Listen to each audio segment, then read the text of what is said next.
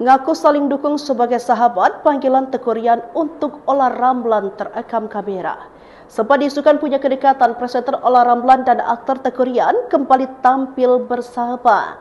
Mereka dipasangkan kala muncul di panggung acara Entertainment Award 2025 SCTV Jumat 19 September 2025 malam. Olla tampil glamor dibalut gaun hijau tua, sedangkan Teuku Ryan tampil rapi menggunakan setelan jas. Pada momen ini terungkap panggilan Teuku Ryan untuk Olla Ramlan. Padahal kita ramean ya, Mam. Semua di manajemen sama ramean, tapi kita yang kena, ujar Ryan. Dari Mami dulu, Bang Ryan dulu sampai sekarang. Ya, kebetulan aku juga kan beberapa tahun yang lalu juga sebagai host infotainment, udah 9 tahun bareng lah.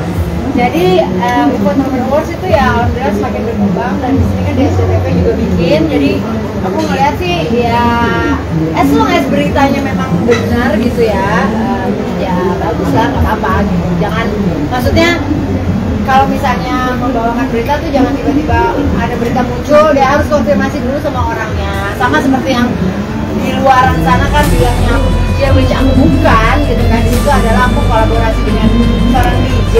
Ya di situ kebetulan aku ke meja DJ, ya jangan sampai itu jadi salah gitu. Jadi harus konfirmasi dulu ke aku.